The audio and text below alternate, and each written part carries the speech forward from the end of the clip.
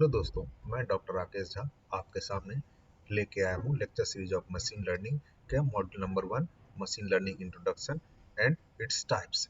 Machine learning जैसा कि हम सब जानते हैं आर्टिफिशियल इंटेलिजेंस का एक सब टाइप है। अब आर्टिफिशियल इंटेलिजेंस क्या है? तो आर्टिफिशियल इंटेलिजेंस कंप्यूटर को एक ऐसी एबिलिटी देता है जिससे कि ये ह्यूमन बिहेवियर को कॉपी कर सके। अब ह्यूमन बिहेवियर के अंतर्गत learning ability, reasoning ability, problem solving approach and decision लेने की एबिलिटी, ये सारी आती हैं। तो आर्टिफिशियल इंटेलिजेंस को ऐसा समझा जा सकता है कि ह्यूमन इंटेलिजेंस को सॉफ्टवेयर के थ्रू सिमुलेशन का नाम ही आर्टिफिशियल इंटेलिजेंस है। इस तरह से हम सोच सकते हैं कि कोई रोबोट है जो कि आपके साथ चेस खेल सकता है, या फिर लैंग्वेज ट्रांसलेट कर सकता है, और पोएट्री लिख सकता है, कोई गेम खेल सकता है। तो वो कैसे करता है? वो तो मशीन है। तो आप ही की तरह वो सोच रहा है। तो ये जो आपकी सोच का जो कॉपी कर रहा है आर्टिफिशियली, इसी का नाम है आर्टिफिशियल इंटेलिजेंस।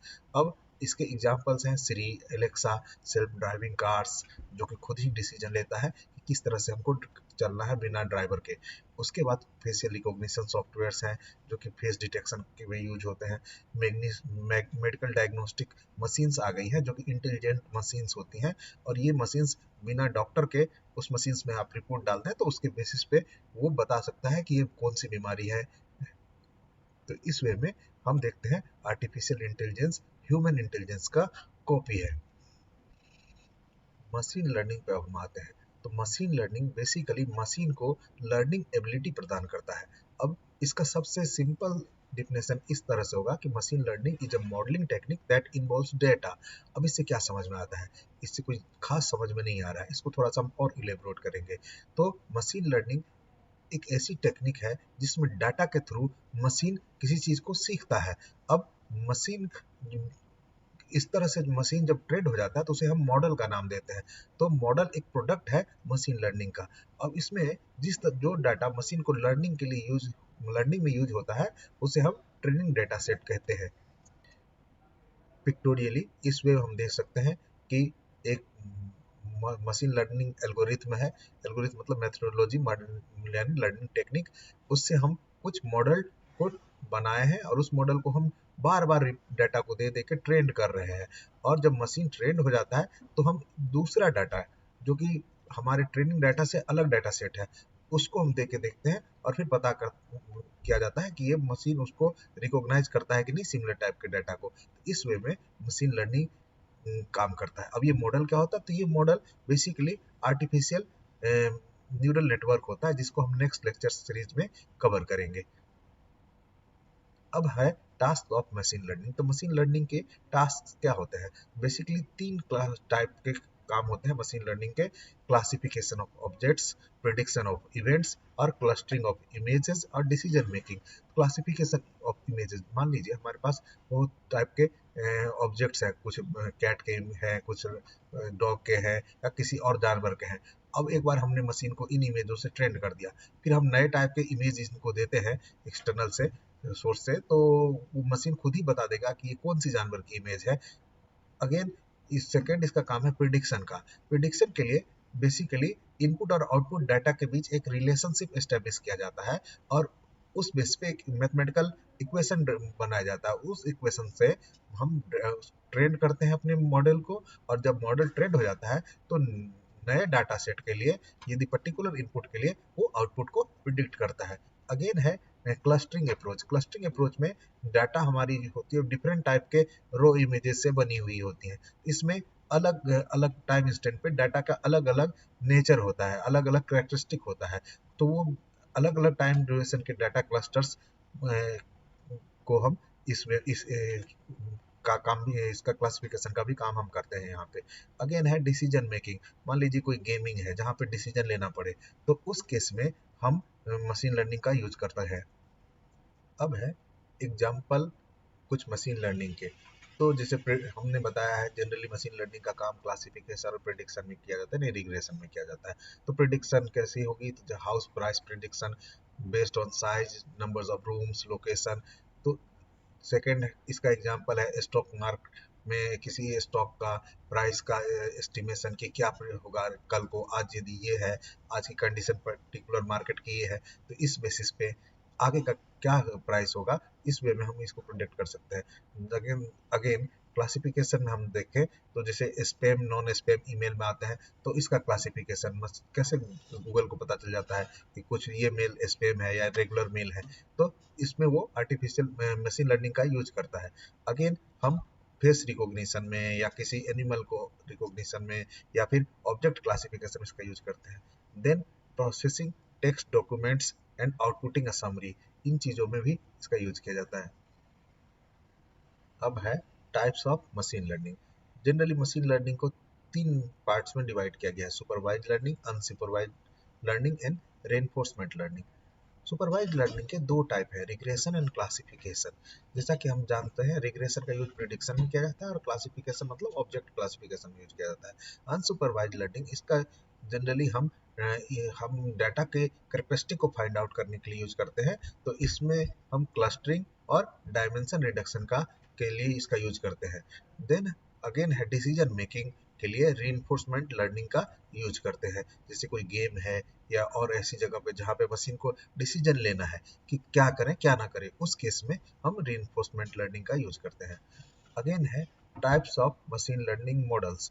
कुछ फेमस मशीन लर्निंग मॉडल है single layer artificial neural network, naive basis, random forest, support vector machine, logistic regression, ये सब कुछ टाइप्स है मशीन लर्निंग के। Again deep learning. Deep learning क्या होता है, तो डीप लर्निंग मशीन लर्निंग का ही सब टाइप है जो कि अनस्ट्रक्चर्ड डाटा पे काम करता है, जैसे इमेज टेक्स्ट पे। इसमें ये बेसिकली एक आर्टिफिशियल न्यूरल नेटवर्क ही होता है, बट इसकी जो प्रोसेसिंग यूनिट होती है वो 2 या 2 से ज़्यादा लेयर्स की होती है। इसका बेस्ट एग्जांपल है convolutional neural network, transfer learning. अब हम फिर बात करें डिफरेंस बिटवीन एआई, एमएल और डीप लर्निंग की, तो एआई क्या है, आर्टिफिशियल इंटेलिजेंस। बेसिकली ये ब्रॉड सेंस में हम बात कर रहे हैं कि ये एक एबिलिटी मशीन को देता है ह्यूमन इंटेलिजेंस को कॉपी करने का, एक बड़ा सेट है। इसके ही इसका टाइप है मशीन लर्निंग। इसमें हम हिस्ट्री डेटा से मशीन को ट्रेन करते हैं और मशीन अपने एक्सपीरियंस से सीखता है, यानी बार बार ट्रेनिंग कराते हैं तो मशीन पर्टिकुलर काम करने में एक्सपर्ट हो जाता है। अगेन डीप लर्निंग क्या है, तो डीप लर्निंग मशीन लर्निंग का एक टाइप है जिसमें multi layer neural network architecture का यूज होता है। इसे हम बाद में देखेंगे नेक्स्ट मॉड्यूल्स में। अब अब हम आते हैं सुपरवाइज्ड लर्निंग पे। सुपरवाइज्ड लर्निंग में मशीन को हम जो ट्रेन करते हैं उसमें डाटा हमारा लेबल्ड होता है, मींस डाटा कैटेगराइज्ड होता है। अब कैटेगराइज्ड डाटा क्या होता है, जैसे कि सपोज करिए कि हमारे पास डिफरेंट जानवरों के इमेज है, बिल्ली, कुत्ते, कार, और सबको इमेज को हम अलग अलग रखे हुए हैं कि एक फोल्डर में हमने कैट की इमेज रख दी, एक अलग फोल्डर में हमने डॉग की इमेज रख दी, एक अलग फोल्डर में कार की इमेज रख दी, और फिर मशीन को हम एक similar set of data set से ट्रेन करते हैं। जैसे कि हमने कैट के 50 इमेजों से उसको ट्रेन किया मशीन को, और फिर बताया कि इस टाइप की इमेज होगी तो आउटपुट होगा 1। यानी अगेन हम दूसरे टाइप की डाटा सेट लिए जिसमें सब एक ही टाइप की डाटा है, जैसे डॉग की, उससे मशीन को ट्रेन किया और उसका दिया कि यदि इस टाइप की डाटा आपको मिले तो आप आउटपुट दो 2। तो ये फिर अगेन हमने थर्ड टाइप की इमेजेस लिया सिमिलर टाइप की, उससे हमने मशीन को ट्रेन किया और बताया कि इस टाइप की इमेज आपको मिले तो इसको आपको पहचानना है कि ये डाटा, ये आउटपुट थर्ड है। तो यानी इसमें हम इनपुट और आउटपुट दोनों मशीन को बताते हैं कि किस टाइप की इनपुट होगी तो आपको आउटपुट में क्या होगा, यानी इनपुट आउटपुट फिक्स करके हम मशीन को ट्रेंड करते हैं। तो ये हुआ सुपरवाइज्ड लर्निंग। इसमें एक एक्सटर्नल एजेंट रॉ डाटा को क्या करता है कि पहले तो अलग अलग कैटेगरी में जिसको हम बांटता है, जिसको हम लेबल डाटा कहते हैं, यानी अनलेबल्ड डाटा को लेबल डाटा में बदलता है और लेबल डाटा सेट से मशीन को ट्रेनिंग कराता है, और उसमें भी बताता है कि ये डाटा सेट है तो इसका करस्पॉन्डिंग आउटपुट क्या है, दूसरा डाटा सेट है इसके करस्पॉन्डिंग आउटपुट क्या होगा, तीसरा डाटा सेट होगा तो उसके करस्पॉन्डिंग डाटा सेट का होगा। तो इस तरह से इस एक्सटर्नल सुपरवाइजर के द्वारा सुपरवाइज किया जाता है, इसलिए इसको नाम दिया है सुपरवाइज्ड लर्निंग। इसमें इनपुट और आउटपुट दोनों मशीन को पहले से बताया जाता है। अब इसके एग्जांपल में जैसे स्पैम फिल्टरिंग, यानी हमारे मेल बॉक्स में रेगुलर मेल आते हैं, स्पैम्स आते हैं, तो उसको कैसे जीमेल या कोई दूसरा मेल इसको फिल्टर आउट करता है। तो इसमें हम सुपरवाइज्ड लर्निंग एल्गोरिथम का यूज करते हैं वो। फिर इमेज क्लासिफिकेशन में, यानी डिफरेंट टाइप्स के एनिमल्स के इमेजेस हैं, उसको हमको अलग अलग करना है और पहचानवाना है कि ये इमेज होगा तो क्या होगा, ये इमेज होगा तो मशीन कैसे पहचानेगा, तो उसमें यूज होता है। सेंटिमेंट एनालिसिस में इसका यूज होता है।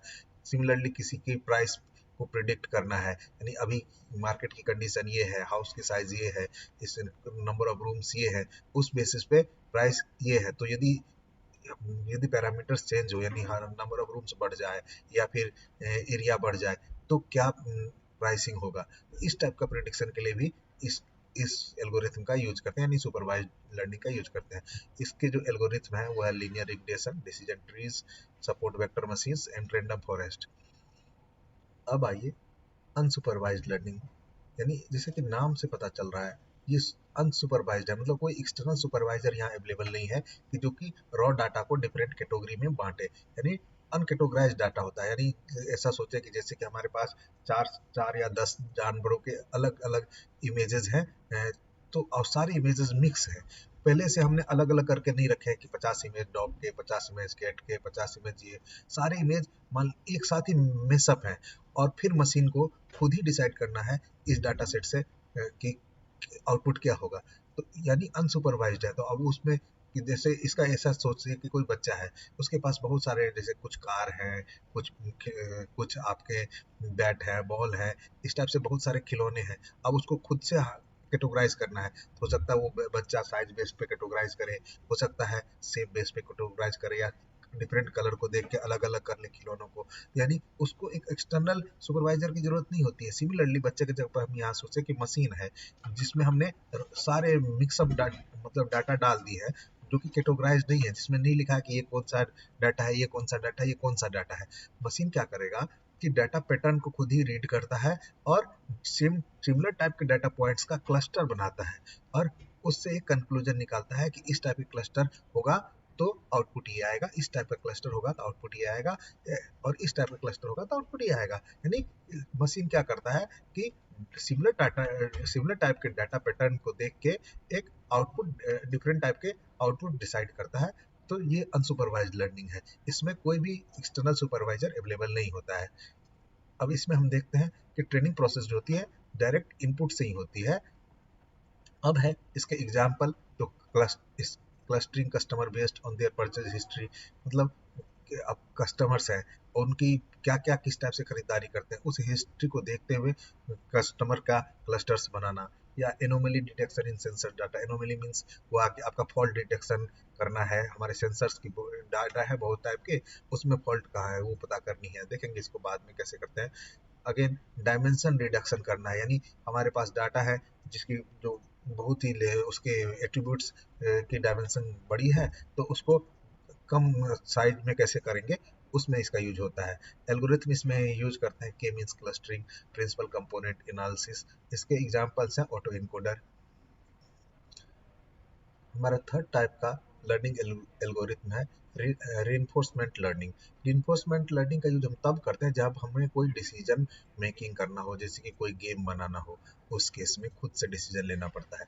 इस रीइंफोर्समेंट लर्निंग में बेसिकली एक एजेंट होता है जो कि इन्वायरमेंट से इंटरेक्ट करता है, उसके स्टेट्स को देख के खुद ही डिसीजन लेता है। यानी ये ट्रायल एंड एरर बेसिस पे पता चलता है कि हमने जो डिसीजन लिया उसका उसका क्या परिणाम होगा, यानी हमें फायदा मिला या हमें नुकसान हुआ। इस तरह से हिट एंड ट्रायल बेसिस पे external agent environment, different type के इन्वायरमेंट्स में के स्टेट्स के बेसिस पे सीखता है डिसीजन लेना। तो इस लर्निंग टेक्निक में हमें डाटा की कोई रिक्वायरमेंट नहीं होती है, वो अपने खुद ही लर्निंग एक्सपीरियंस से डिसीजन लेने की कैपेबिलिटी डेवलप करता है। तो इस तरह से हमारा रीइंफोर्स लर्निंग का डिसीजन मेकिंग में यूज होता है। तो ये हम रही हमारी मशीन लर्निंग और उसके क्लासिफिकेशंस। तो अब हम नेक्स्ट मॉड्यूल में, सेकेंड मॉड्यूल में हम देखेंगे आर्टिफिशियल न्यूरल नेटवर्क के टाइप्स, इसकी आर्किटेक्चर। तो तब तक के लिए वेट कीजिए और इसको लाइक कर दीजिए।